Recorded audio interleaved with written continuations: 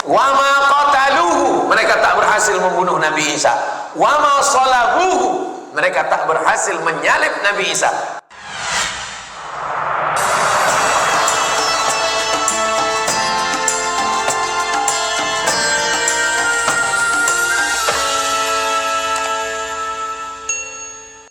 Perlakuan Bani Israel terhadap Nabi Isa bisa dilihat dalam dua surat. Surat yang pertama atas nama ibu Nabi Isa, surat Maryam. Perlakuan yang kedua bisa dilihat dalam surat datuk Nabi Isa, Al-Fatihah, Al-Baqarah, Ali Imran. Idh qalat imra'atu Imran, ingatlah ketika istri Imran berkata, Rabbi inni nazartu laka ma fi batni, aku bernazar anak yang ada dalam perutku ini kalau lahir nanti akan aku jadikan dia muharrara. Arti muharrara, penjaga Baitul Maqdis. Ya Allah, kalau lahir anakku nanti aku jadikan dia penjaga Baitul Maqdis. Falamma wada'atha qalat rabbi inni wada'tuha unsa, ketika anak itu lahir ternyata anaknya unsa. Unsa, perempuan. Menjaga Baitul Maqdis mesti laki-laki, tak bisa perempuan. Wa inni samaituha Maryam, maka anak ini aku kasih nama Maryam. Wa inni u'idzuha bika wa dzurriyyataha minasyaitonir rajim, jagalah anak ini dan keturunannya dari godaan setan.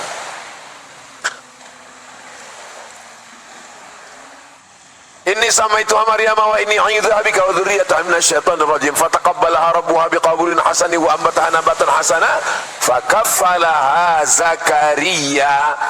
Anak itu diasuh oleh Zakaria karena Imran meninggal, Maryam anak yatim dijaga oleh Zakaria. Diletakkan satu tempat namanya mihrab.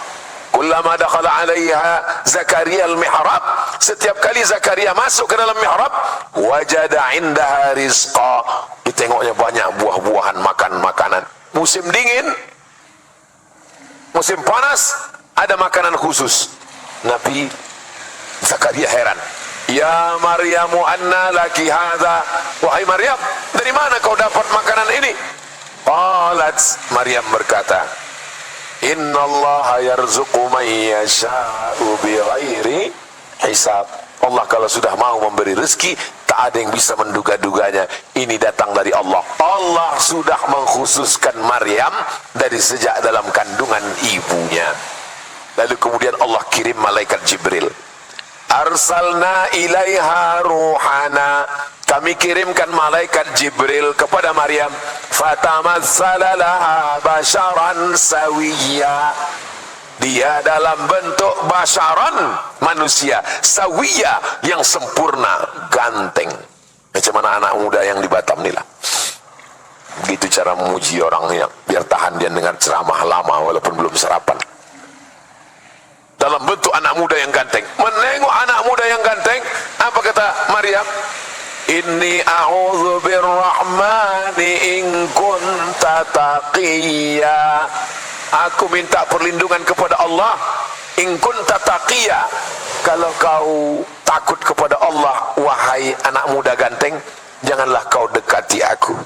Lalu apa kata malaikat Jibril? Inni rasulu rabbiki li ahaba laki ghulaman zakiyya, aku diutus Allah untuk mengirimkan kepada engkau seorang anak laki-laki zakiyya, anak laki-laki yang suci. Nama anak bapak siapa? Zaki. Masya Allah. Kenapa malas mandi? Nama Pak Zakinya itu sungguh. Ghulaman zakiyya, anak yang suci bersih, Nabi Isa. Lalu kemudian dia pun hamil, mengandung anak. Ketika hamil, datanglah fitnah orang Yahudi. Apa kata orang Yahudi? Maryam sudah berzina dengan si Joseph tukang kayu. Orang Yahudi menuduh Maryam berzina, berarti Nabi Isa anak zina. Siapa yang membersihkan tuduhan itu dalam sejarah? Islam.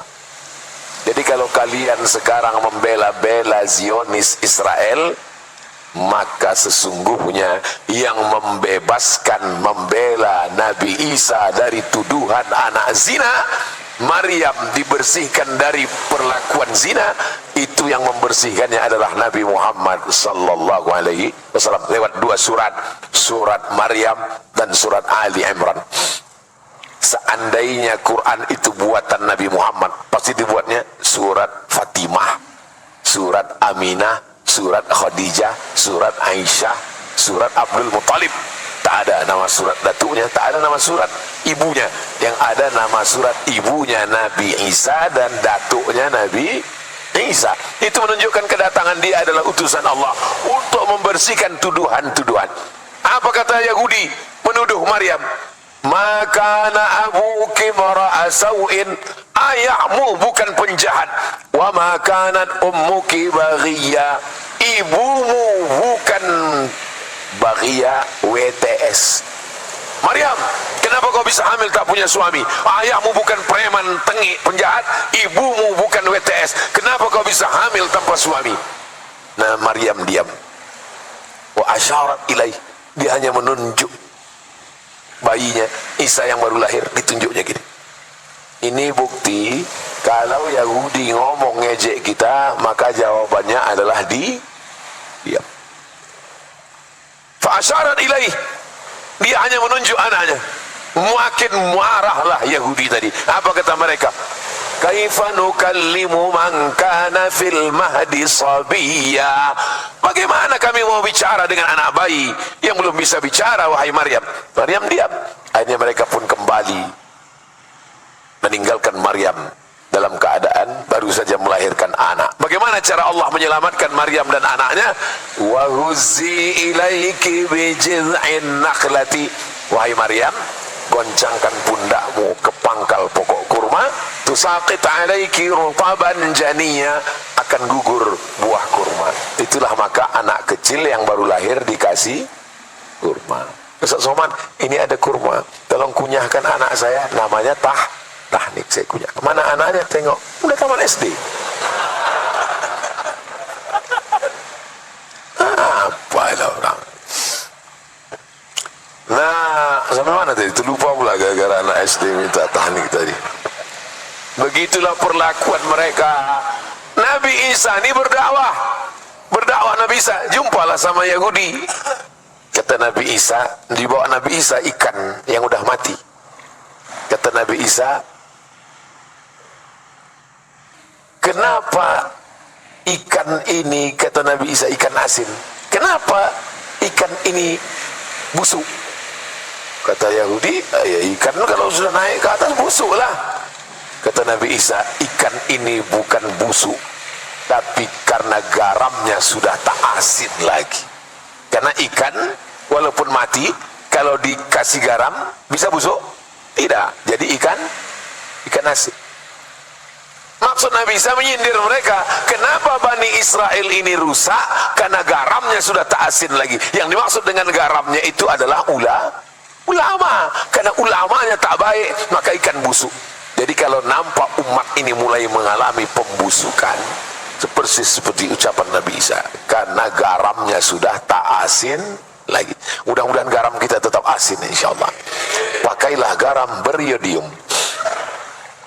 Tersinggung mereka, marah dengan Nabi Isa. Itu asal muasal mereka sakit hati dengan Nabi Isa. Lalu kemudian mereka ada kurban mereka pakai burung merpati.